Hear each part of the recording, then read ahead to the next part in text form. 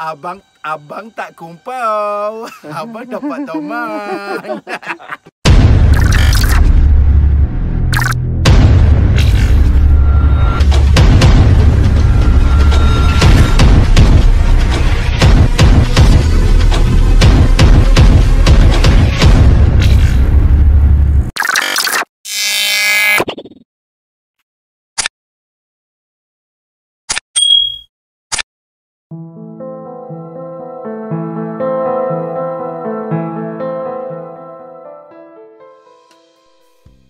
Assalamualaikum warahmatullahi taala wabarakatuh dan salam sejahtera. Bertemu kembali dengan Abang Iman Edi ataupun lebih dikenali sebagai Abang Edi.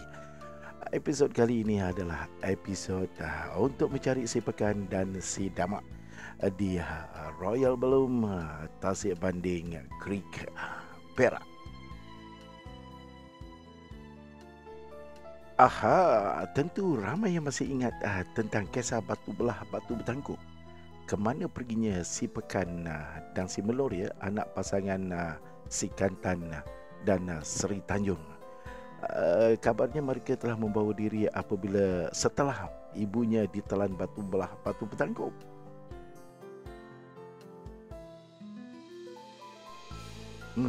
Macam mana boleh cerita si Damak, ya? Si Damak merupakan adaptasi cerita Seri Mersing. Dikabarkan bahawa si Damak ni telah pergi ke Pulau Riau untuk belajar ilmu persilatan. Dalam perjalanan untuk kembali balik ke Pahang, dia singgah di Mersing. Sebab dia nak tahu sangat kenapalah bapa dia tak bagi si Damak ni pergi ke Mersing. Sampai di Mersing, terhurailah cerita. Rupa-rupanya bapa dia ni ada skandal dengan perempuan di Mersing, dipanggil Seri Mersing. Sebab tu bapa dia tak nak Damak pergi ke Mersing. Oh, rupanya ada cerita di sebalik tu. Banyaklah kisah yang berlaku di sepanjang di Seri Mersing. Mesti anda semua masih ingat tentang watak Pak Malau. Sepanjang berada di Mersing, Damak mendapat banyak dugaan-dugaan dan cabaran-cabaran, termasuklah fitnah-fitnah daripada orang kampung dan sebagainya. Sehingga Damak terasa hati dan membawa diri dan melangkah untuk meninggalkan Mersing mengikut langkah kakinya sendiri. Tentu anda masih ingat tentang pantun yang Damak berikan kepada Pak Malau. Bunyinya seperti ini. Kajang Pak Malau, kajang berlipat, kajang saya mengkuang layu. Dagang Pak Malau, dagang bertempat, dagang saya musafir lalu. Itulah sebabnya mungkin geng kaki rempit beria-ia sangat untuk ke Royal Belum, Tasik Banding. Sebab dikabarkan kemungkinan si Damak dengan si Pekan merajuk diri dan tinggal di pedalaman di kawasan Royal Belum. Sama ada cerita ini merupakan cerita legenda, mitos dan sebagainya, tak kisahlah. Yang penting kita cuba. Manalah tahu kita jumpa dengan si Damak dengan si Pekan kat dalam. Rezeki, babe.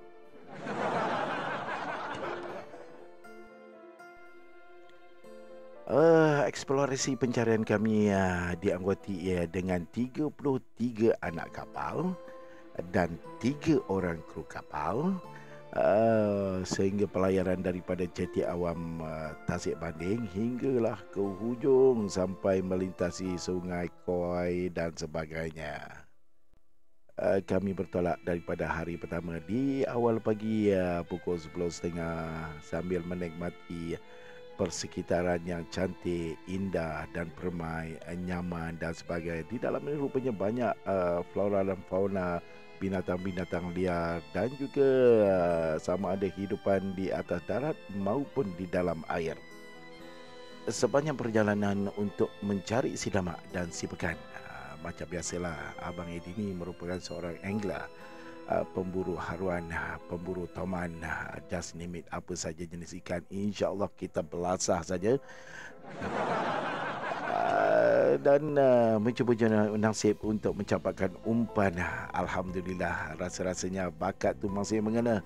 Dan Abang Eddie sebenarnya tidak kumpul dalam masa 3 hari 2 malam. Abang Eddie di sana berjaya menaikkan 2 ekor toman dan 1 ekor sebarau. Untuk pengesahan, Abang Eddie nak ulang bukan ketiga-tiga ekor itu Abang Eddie yang dapat. Hanya seekor toman yang berjaya Abang Eddie tangkap, dan 2-nya adalah rakan kongsi sepemancingan Abang Eddie yang dapat. Abang Eddie hanya tumpang untuk tangkap gambar lah, tumpang glamour sajalah.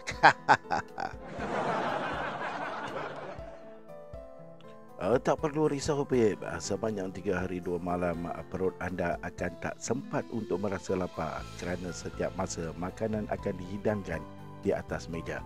Daripada sarapan pagi, makan tengah hari dan makan malam. Di antara keduanya, petang-petang biasalah kita belasahlah goreng pisang ke, goreng kerali ke, apa-apa saja yang ada, sehingga kan perut anda tak sempat nak merasa lapar. Makanan dihidangkan semula di atas meja. Wow!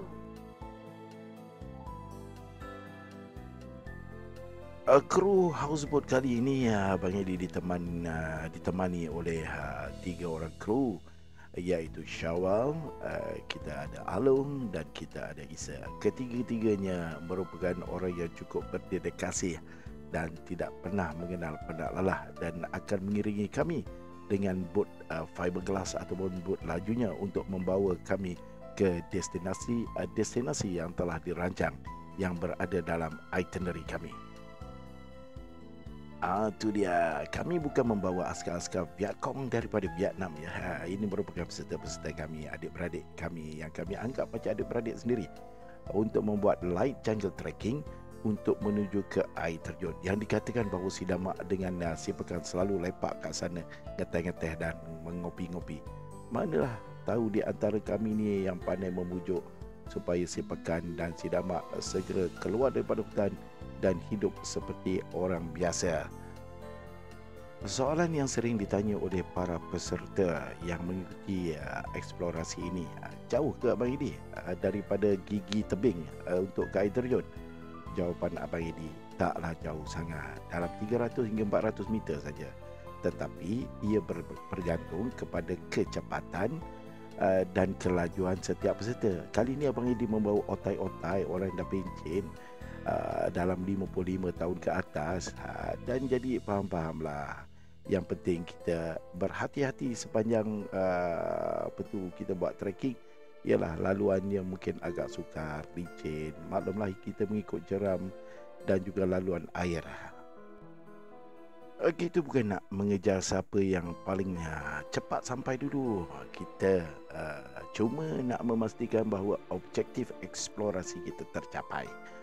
So yang paling penting safety first. Kita menjaga keselamatan para peserta dan menganggap mereka, setiap daripada mereka adalah tanggungjawab kita.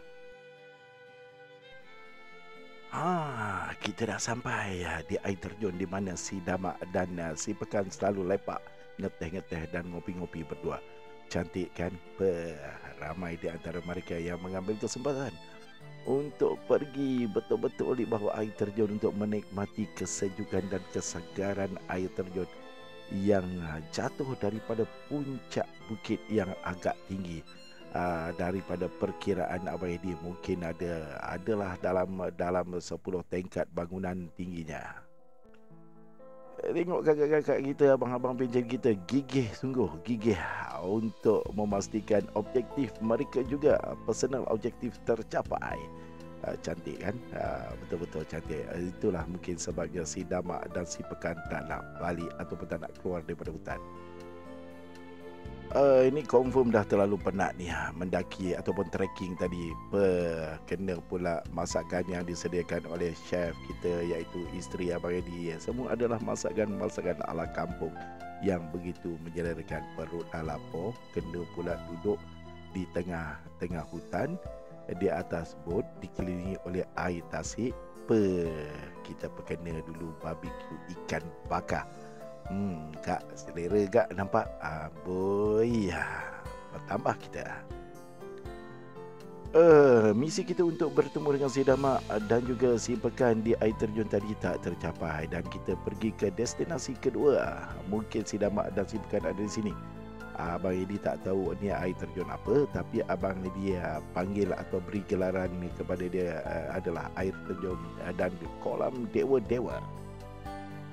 Sebenarnya ini merupakan pusat pemeliharaan ikan kelah. Kawasan ini memang digazetkan satu kawasan yang tidak boleh berburu, memancing. Walaupun kita diberi permit untuk memancing, tetapi kita tidak boleh memancing di kawasan ini kerana pihak Perkhidmatan Taman Negeri Perak akan membiarkan ikan-ikan kelah, ikan-ikan tengas beranak pinak di sini. Kalaulah kita jumpa pemancing-pemancing yang degil ataupun kita benarkan tempat ni untuk diburu ikannya, alamat kering lah dan habislah ikan-ikan spesies-spesies yang dilindungi ini. Di air terjun ni bezanya dengan air terjun tadi, di sini air terjunnya lebih rendah tetapi dia mempunyai satu persekitaran kolam yang besar yang membolehkan anda membawa life jacket dan berenang-renang di sini. Seronok babe. Kita bagi masa dengan kakak-kakak ni tapi nampaknya agak sukar untuk menggerakkan dia untuk atau balik ataupun kembali ke bot kerana masing-masing seronok kalau boleh nak berendam lama-lama di sini.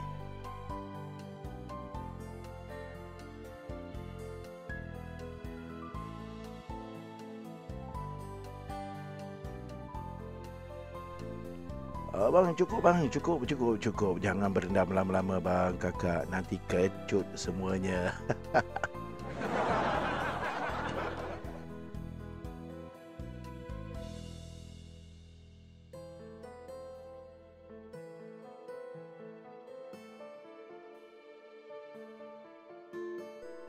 Sejujurnya Abang Edi pada awalnya risau dan takut juga kalau lah kedatangan mereka ni mereka tak begitu seronok ataupun tak happy. Maklumlah tempat-tempat macam ni bukannya ada supermarket, bukannya ada mall untuk mereka shopping.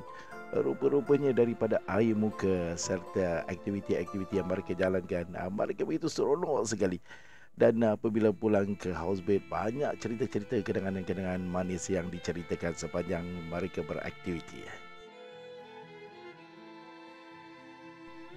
So secara tidak langsung hilanglah juga kegusaran Abang Edi dan Abang Edi bersyukur kerana kakak-kakak dan juga makcik-makcik yang ikut mengikuti eksplorasi Abang Edi Back to Nature ini semuanya seronok dan bergembira, alhamdulillah. Dan kebanyakan mereka ni semua cukup sporting babe, betul-betul sporting. Itu yang kita nak. Rumusannya, walaupun kami gagal untuk menemui si Damak dan juga si Pekan, mungkin mereka tiada di persekitaran, masuk ke hutan berburu ataupun sedang mencari akar kayu, tak dapat dipastikan. Namun rata-rata kami gembira dan seronok sekali melihat persekitaran flora dan fauna dan nature yang amat mengujakan kami. So Abang Edi rasa hanya setakat itu saja cerita Abang Edi berkaitan dengan pelayaran Back to Nature. Janganlah difikir-fikirkan sangat tentang si Pekan dan si Damak itu tadi. Merupakan naratif cerita, mitos atau legenda yang belum dapat dibuktikan tentang kesahihan jalan ceritanya.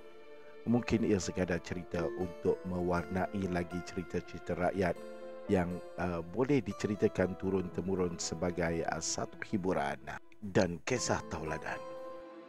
Kita berjumpa lagi dalam pelayaran-pelayaran akan datang, insya-Allah. Bagi mereka yang ingin turut serta dalam pelayaran Back to Nature bersama Abang Edi, jangan malu-malu, jangan segan-segan. Abang Edi berada di sini untuk menemankan anda. Kita kan adik-beradik, geng kaki rempit, setia sedia hati. Okey, bye-bye.